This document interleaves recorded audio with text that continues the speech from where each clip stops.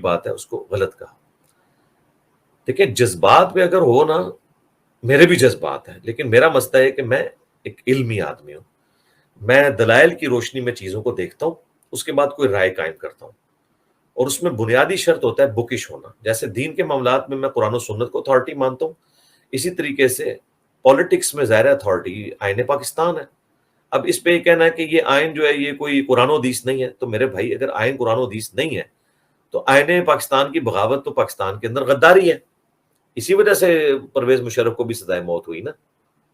ٹھیک ہے، فوجی جو اپنا حلف اٹھاتے ہیں کاکول اکیڈمی کا، 2 لائنوں کا حلف ہے، اس میں ہے کہ میں آئین پاکستان کا وفادار رہوں گا اور کسی میں پالیٹکس میں حصہ نہیں لوں گا. لیکن بڑی مشکل سے ان 2 لائنوں پہ وہ عمل کر پاتے ہیں. ٹھیک ہے، اگر آپ نے کہنا ہم نے اس کو نہیں ماننا تو میرے بھائی آپ تو بے دین لوگ ہیں. کیونکہ قرآن پاک میں 10 کمانڈمنٹس آئی ہیں سورہ بنی اسرائیل میں، اس میں ایک یہ بھی ہے کہ عہد کو پورا کرو، بے شک عہد کے بارے میں پوچھا جائے گا. اور مسند احمد میں حدیث ہے مشکات میں کہ جو عہد نہیں پورا کرتا اس کا کوئی دین ایمان ہی نہیں ہے. آپ لوگ یہ سمجھتے ہیں کہ بات کرنا، حلف اٹھانا ہی کوئی چھوٹی چیز ہے، اور کہتے ہیں جی وہ اگر کسی نے حلف کی خلاف ورزی کر دی یا آئین توڑ دیا تو اس میں کون سی کوئی قرآن و حدیث کا مسئلہ ہو گیا. میرے بھائی یہ قرآن و حدیث میں ہی آیا ہے کہ دین مذہب ہی نہیں اس کا جو عہد کو توڑتا ہے، اور عہد کے بارے میں پوچھا جائے گا. ایک جنرل ہے رول، پرائم منسٹر سے اس کے حلف کے بارے میں پوچھا جائے گا، پریزیڈنٹ سے اس کے حلف بارے میں، اپوزیشن لیڈر سے اس کے حلف کے بارے میں، آرمی چیف سے اس کے حلف کے بارے میں. تو ہم پوری دیانتداری کے ساتھ اس بکش فارم میں چیزوں کو ایڈریس کرتے ہیں. صرف ہمارا مسئلہ یہ ہوتا ہے کہ ہم 2 نمبری نہیں کر سکتے. یہ نہیں ہو سکتا کہ آج سے کچھ عرصہ پہلے جب سینٹ میں اپوزیشن کی اکثریت تھی اور کچھ لوگوں نے فلور کراسنگ کی اور پیپلز پارٹی اور نون لیگ سے آ کے پی ٹی آئی کو سپورٹ کیا، تو عمران خان صاحب فرما رہے تھے یہ ان کے ضمیر کی آواز ہے. ٹھیک ہے، ہم نے مان لی عمران خان صاحب کی بات.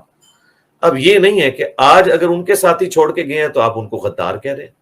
اب کہنا کہ ان کے ضمیر کی آواز ہے.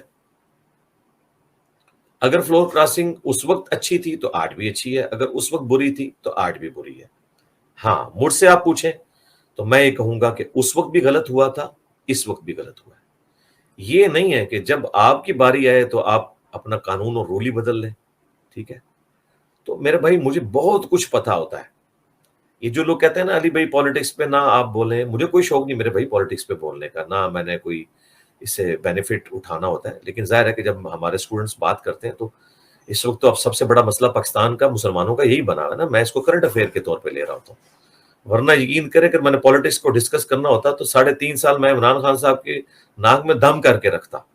جس طریقے سے وہ اپنے کنٹینر کی ہوئی باتوں سے وقتاً فوقتاً پھرتے چلے گئے، اور ان کے قریبی لوگوں نے جس طریقے سے لوٹ مار کا بازار گرم کیا، جو ان کو خود بھی پتا تھا لیکن مجبوری کے تحت وہ نہیں چل سکے.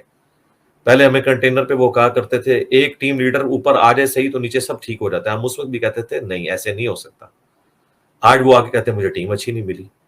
تو وہ خود اپنی باتوں کو وائلیٹ کرتے ہیں، کبھی اسے یو ٹرن کا نام دیتے ہیں کبھی کچھ. لیکن میں نے کبھی نہیں کیا. عمران خان صاحب پہ جب بھی برا وقت آیا ان کے اپنے زر خرید مولوی بھی ان کا ساتھ چھوڑ گئے.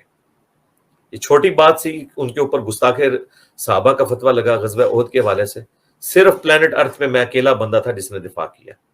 اور آپ کو پتا ہے میں نے اپنی لائف سٹیک پہ لگائی ہوئی تھی، کن لوگوں سے میں ٹکر لے رہا تھا. ٹی ایل پی اس وقت عروج کے اوپر تھی. پھر نبی الاسلام کے اوپر وہ لفظ ذلیل استعمال کرنے کے اوپر انہوں نے گستاخی کا فتویٰ لگایا. تو میں نے کہا کہ یہ لفظ انہوں نے اپنی اردو ڈکشنری کی کمزوری کی وجہ سے یوز کیا، نعوذ باللہ یہ فتویٰ نہیں لگتا. باقی پھر میں نے ان کو پھر ان کے گھر سے خبر دی کہ دیوبند اور اہل حدیث کے مشترکہ بزرگ نے ذلیل کا لفظ تمام انبیاء اور فرشتوں کے لیے استعمال کیا ہے، نیک بندوں کے لیے. تقویت الایمان میں اسماعیل دہلوی نے، اور پھر نے اعلیٰ حضرت کے کلام سے وہ ذلت کا لفظ دکھایا. ٹھیک ہے، تو آپ کیا سمجھتے ہیں عمران خان تو بیٹھے ہوئے سیکیورٹی کے اندر، میں تو کسی سیکیورٹی میں نہیں بیٹھا ہوا. میں نے اپنی لائف کو ونریبل کر کے ان کا دفاع کیا. ٹھیک ہے، تو خدا کے لیے اپنی آنکھوں کو کھولیں. میری عمر 44 سال پلس ہو چکی ہوئی ہے میرے بھائی. آپ لوگ ابھی ٹین ایجرز ہیں، آپ کا نہ اتنا تجربہ ہے. میں نے ان ساروں لوگوں کے ادوار دیکھے ہیں، کس طریقے سے نواز شریف صاحب نے بے نظیر کے ساتھ زیادتی کی 90s کے اندر، بے نظیر نے ان کے ساتھ جو کچھ کیا، یہ سب میرے سامنے ہے. میں ہوش میں تھا جب یہ سارے تماشے دیکھ رہا تھا.